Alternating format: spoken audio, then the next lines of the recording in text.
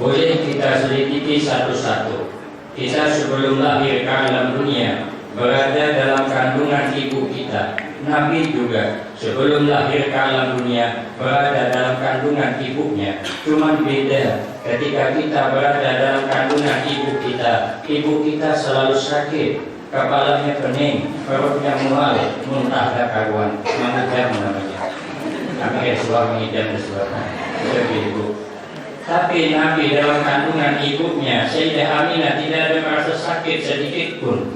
Bahkan beliau setiap saat para malaikat datang berkunjung kepada beliau. Dan sejak terkandungnya Rasulullah, tanah yang tandus menjadi subur, pohon yang belum berbuah malam itu, sudah berbuah masak malam itu. Siapa orang yang Nabi tidak usah naik ke atas pohon, cukup berduduk di bawah pohon, nanti buah itu menjulur sendiri ke hadapannya. Ini dapat kita rasakan setiap peringatan kelahiran Rasulullah, mulai masak, nasi masak, ayam masak, kita masak, saya lihat diri di depan. Kalau kita nanti habis acara tidak usah mengambil sendiri, nanti dia akan menjulur sendiri ke hadapan kita. Dan di belakang saya menjulur, tapi saya lupa. Itu kan berkah kelahiran Rasul.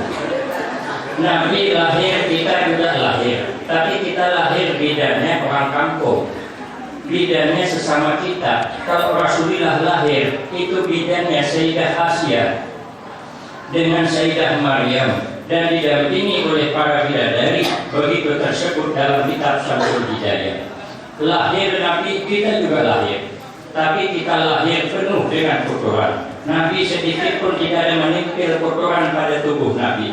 Bahkan Nabi sampai wafat tidak pernah ada lalat berani singgah di badan Nabi. Kalau kita lalat langganan, apalagi bisol yang pajak, lalat dan mau jauh terbang di sekitarnya, dibikinnya sarang wahid kita.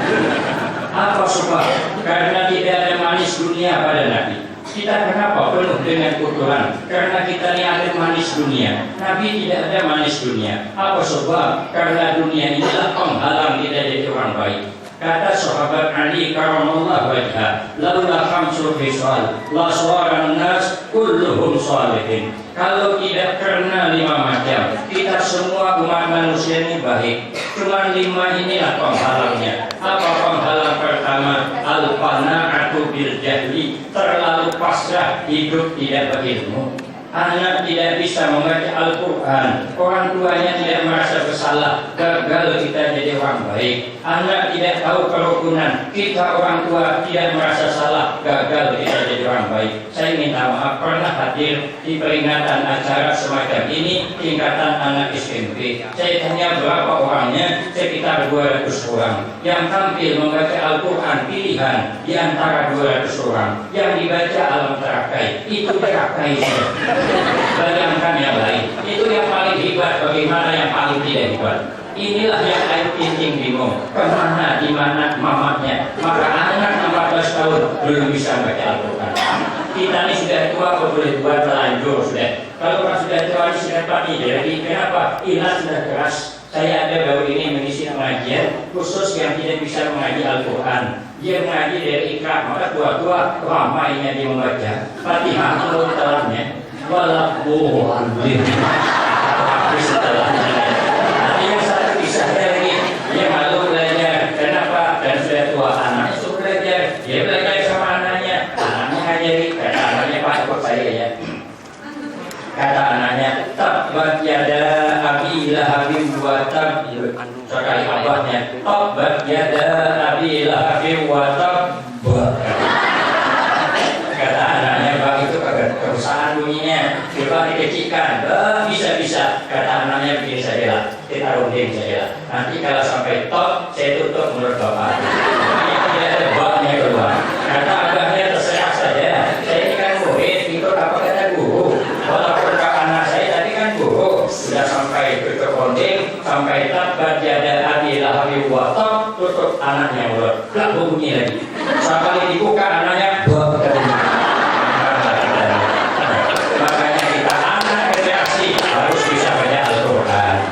kemudian harus tahu kerukunan, paling tidak tahu bacaan mandi wajib, tahu niatnya sembahyang, tahu niat wudhu, jangan ada tukar-tukar jadilah. Ini tidak sebenarnya sekali wajib, bantainya nawaitu soma lagi. Puisi Allah malah sepersungguh itu kan meleset sangat gara-gara dari jadi orang tua yang baik. Yang kedua yang menyebabkan gagal jadi orang baik, wal hirsu ala dunia, terlalu tamak dengan dunia, maka Nabi tidak ada dunia padanya. Kemudian Nabi lahir, tali pusat sudah terpotong, tembuni tidak ada. Kalau kita kan bawa tembuni, tapi ibu-ibu jangan pernah berharap anak lahir tembuninya tidak ada. Itu malah berbahaya. Kalau anak lahir tidak ada tembuninya, berarti tembuni yang kita tinggal di dalam. Itu kan malah repot nanti mengeluarkan. Itu khususnya untuk Nabi. Nabi lahir sudah bersunat, maka tidak ada yang melihat aurat Nabi. Kalau kita kan bersunatnya sudah tamat istri. Bahkan di kampung kami mau kawin baru sunat. Ya bilang sudahlah dengan kapak saya saja. Sudah berhak. Dan sama dengan Nabi, kita bisa berkeringat. Nabi juga berkeringat. Keringat Nabi bau harum. Keringat kita kan masih dipertanyakan. Kita bisa beludah, Nabi juga bisa beludah. Ludah Nabi bau berkah, ludah kita bau musibah. Coba ada ludahnya kawan. Dosa banyak kaki ini jadi ludahnya. Kalau ada pingkas coba. Nabi suatu ketika habis berperang sampai di daerahnya kehabisan air untuk minum tidak ada, untuk wudhu tidak ada. Tancapkan Nabi anak panah memancar air keluar. Lama-lama jadi sumur daerahnya. Yang berhaji pernah ke sana, saya pernah ke sana tapi sumur sudah ditutup. Sumur daerahnya itu sudah ditutup. Ramailah orang minum di sana, wudhu di sana, mandi di sana. Datang orang kafir, ditaruhnya racun. Kita orang Islam tidak bisa apa-apa lagi. Datang Nabi, diludahi Nabi sumur jadi obat. Kita jangan coba-coba meludahi air kawan. Bakal dan minum kawan. Saya sudah kemarin ceramah di Syuhada, Rumbai Kilo 5 Tembilahan. Saya mau menginapnya di pasar Tembilahan. Jadi sampai Pulau Palas saya singgahkan. Ada orang di sana minta air penerang hati. Saya bingung. Bagaimana saya membuat anak orang terang hati? Anak saya tidak ada terang hati. Anak saya pembobal, ya Pak, aku ini pembobal. Cuma karena dia minta juga, ya kebanyakan Asmaul Husna, Kodeo karena air, pikir hati pintar-pintar, tidak dengan tenang juga. Sekalinya dia minta pula ludahnya. Saya bilang tidak mau saya ludahi, tolong nggak usah katanya ludahi anak saya. Kalau mau di luar, ke kamar saya dua. Saya kira anaknya kecil, soalnya 14 tahun. Ketika sama dia, aku tengok orangnya, ya kok orang ini diludahi di sini berlawan. Kita bisa berjanji, Nabi juga bisa berjanji, tapi janji Nabi dengan janji kita tidak sama. Kalau janji kita kan bau hancing, rasanya pun agak pahit-pahit telat ini. Itu kali aku ada Pak Iman, saya pernah nyicip terus terang saja. Bapak nyicip itu cuma nebak-nebak, baunya hancing, rasanya agak pahit telat. Nabi baunya tidak ada, rasanya tidak berubah. Maka ada sebagian ulama mengatakan kencing Nabi itu tidak najis, itu khususnya untuk Nabi. Lalu Nabi ini kalau berkencing malam ditampung dalam satu wadah, dalam satu kendi, nanti siang baru dibuang. Rupanya Aiman malam itu menginap di rumah Rasulullah. Habis beribadah malam, mau minum air tidak ada, ketemu air dalam kendi tadi, dikiranya itu air minuman karena tidak ada bau dan tidak ada rasa. Akhirnya diminum habis oleh Aiman. Pagi Nabi cari, lah kata Nabi, mana air kencing saya tadi? Dan mungkinlah habis minum kucing. Ini masih ada yang meminum, cari-cari ternyata kata Aiman, sudah terminum saya ya Rasulullah. Maka kata Nabi itu kencing saya, tapi sudah terminum ya Rasulullah. Baiklah kata Nabi, karena kau sudah terminum kencing saya, kau dijamin tidak akan sakit perut lagi selama-lamanya. Kita jangan coba-coba terminum kencing kawan. Dijamin malam juga sakit perut. Dengan Rasulullah kita berperangai, Rasulullah juga berperangai, tapi perangai kita kadang-kadang selalu terbawa nafsu sehingga timbul emosinya. Kalau Rasulullah berperangai, khuluquhul Quran, akhlaknya Rasulullah itu Al-Quran, disebutkan dalam Ghazali Nasar. Di sana ada diceritakan wa kana sallallahu alaihi wasallam syadidal hayai wat tawadhu. Nabi ini bersangat pemalu dan rendah hati. Cuma kata Nabi, akhir zaman ini sifat malu akan diambil Allah. Dia ada 4 yang lekas diambil Allah akhir zaman nanti. Pertama, berkah bumi. Nanti akhir zaman di bumi ini sudah kurang berkah. Pencarian pun sudah agak payah. Usia saja sudah kurang berkah. Kadang belum tua sudah penyakitan. Tumpang tinggi penyakit. Dokternya bingung. Ini orang yang mana obati mah kambuh kesapuan, obati kesapuan kena romatik, obati romatik kena tensinya, obati tensi kena jantungnya, tidak diobati tambah parah, diobati serentak mati dan ketahuan. Umur tidak berkah, usaha tidak berkah, duit udahlah yang keluar. Santriwati kami kemarin sakitnya tidak banyak, cuma dia bisa bilang cuman bawa ke rumah sakit 4 hari dirawat di sana. Berapa bayarnya? 4 juta. Ada santri kami yang satu dari sebuah bilang kita bawa ke rumah sakit, dipegang-pegang dokter sekali berapa bayarnya? 75.000. Saya tanya berapa kali dokter sekali Ustaz? Saya bilang tidak 2 kali, kalau 2 kali 150. Mudahnya duit keluar sekarang. Tidak sama orang tua dulu. Orang tua dulu jarang masuk rumah sakit. Di sebelah kampung kami ada puskesmas, nganggur puskesmas. Dan orang sakit bagaimana? Orang umur 30 tahun sakit, bawa lepas ke kebun, balik sembuh. Sekarang umur 30 tahun, bawa lepas ke kebun, tidak balik lagi. Nanti kita kebun jelaskan. Kenapa penyakit banyak datang? Usaha sudah mulai kurang berkah. Disebutkan dalam kitab Tasawuf Dunia, barangkali akhir zaman karena ramainya orang memutuskan tali persaudaraan. Coba dulu orang tua-tua kita sana pemilih dekat. Kalau hari Lebaran kalau tidak habis dikunjungi semuanya sana pemilih, tidak berhenti Lebaran sampai Lebaran 9 hari masih lagi. Dan anaknya kalau ada anak bawa semuanya, ya kalau pakai kumpul, pakai perahu, duduklah di perahu dengan bukan kayak yang potong di dalam perahu. Orang dulu kan anaknya banyak-banyak, kami adik-beradik 14 orang. Jadi kalau main bola masih sisa 2 lagi. Saya melihat di TV kemarin orang sana sampai 12 orang. Sampai mana sibuk-sibuk diculik orang satu. Ditelepon oleh bapak penculik. Bapak kalau ingin selamat anaknya, siapkan uang tebusan sekian. Kata bapaknya sudah bapak, terus dibalikan, ambil langsung. Kalau orang itu masih banyak. Betul, dibalikan ke rumah. Bukan itu kan banyak barang, tapi berkah. Penyakit jangan timbul. Sekarang juga kita Lebaran, mau dan anak gadis kita ikut kita, mau dan anak bujang kita ikut kita. Dan mau dia berjalan sama budaknya itu lah. Kalau sana ada yang akan gunung senyum di sana. Saya sudah sopi pak ada gunung senyum di mana itu kalau ke sana betul-betul tersenyum. Kalau budak tahu bapak ikut mobil saya, ke sana.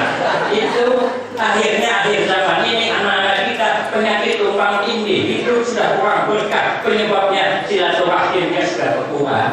Orang dulu sepupu 3 kali masih kenal, sekarang sepupu sekali saja kayak orang lain, sudah berkah diambil Allah akhir zaman. Penyebabnya selalu meregangkan tali persaudaraan.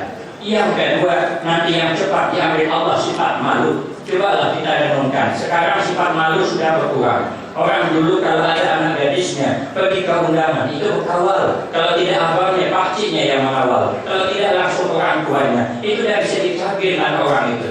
Kalau dicagil berbahaya. Jangankan orang yang dicagil, anak gadisnya yang pakai baju merah, tapi bajunya dilihat baju yang merah katanya. Kata bapaknya, mana berani pulang lagi? Pulang kayak orang jadi pahit orang dulu malu, sekarang bukan dicagil lagi. Hampir setiap malam minggu dijemputnya di malam yang ditunggu-tunggu, ingin bertemu di bawah pohon jambu. Apalagi malam tahun baru tadi, banyak orang ingin di Jawa sana. Saya juga sudah sope semuanya. Belum lagi pakaian yang tidak menutup aurat. Saya kemarin pergi ke Jakarta, minat di pesantren Darul Islam. Ada anak santri kami di sana kuliah, namanya Andi Hamzah, orang kita Bugis. Sekarang jadi kepala desa di Kilo 5 Rumbai. Jadi saya dibelikan tiket pulang naik mobil Lorena. Rupanya sampai di terminal Rambutan, ternyata mobil itu tertunda 2 jam. Jadi kata santri kami, sudah Ustaz, mumpung di Jakarta, kita naik swalayan dulu. Kalau untuk boleh pulang ke kampung. Saya bilang, ayolah kapan lagi mumpung di Jakarta. Naiklah saya dengan kawan-kawan saya. Sampai ke tingkat atas, subhanallah, perempuan pakaiannya luar biasa. Banyak yang selapis-selapis, kayak orang bahan. Bingung saya, kawan saya jadi bingung. Paculnya rupiah masuk kantong. Saya mikir-mikir, jadi kalau saya pacul rupiah, saya juga, cuma saya kan bersulah. Kalau saya pacul rupiah, nanti kan asinan lalu saya bergerak. Jadi apa saya berpulang positif. Sudahlah, orang saja sanggup apa yang kayak orang lain.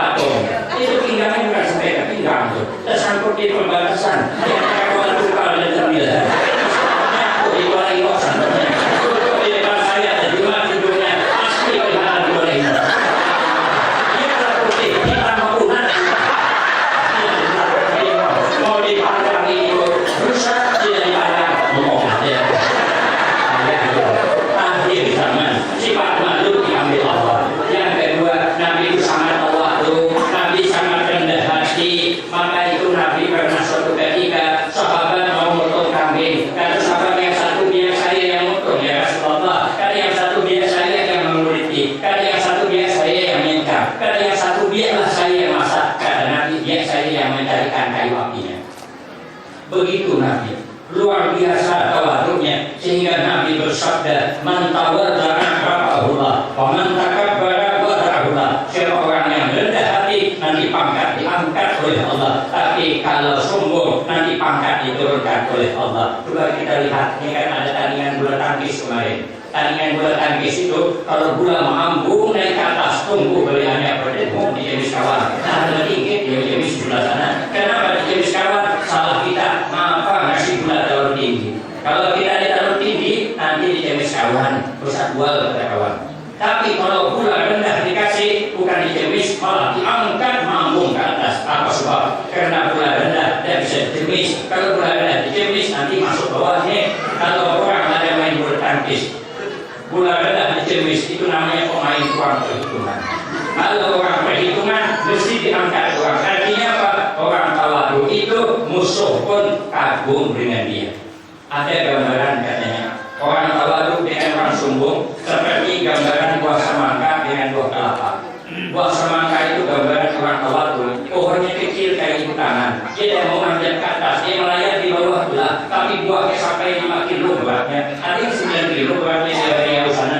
Itu semangka kecil, pohonnya lembut, melayar di bawah, tapi buahnya besar. Itu gambaran orang tawadhu. Karena orang tawadhu, maka yang punya kebun semangka dijaganya di kebun semangka. Tidak boleh ada orang main di kebunnya. Kalau ada anak-anak main pelajaran di kebun semangka, dikejarnya pokoknya. Kalau dia saja masuk kebun semangka, mijatnya hati-hati dan mau terlihat batangnya. Apa sebab? Kalau terlihat batangnya mati itu semangka. Pelan-pelan dia ambilnya semangka di tindungnya dia, di bawahnya ke tepi jalan, disambut pula di mobil domba, nanti disambut pula di pasar buah. Kalau kita boleh disambut kemana-mana semangka disambut. Belum pernah ada orang masukkan mobil, masukkan semangka ke mobil berlimpah, limpah juga belah buah semangka.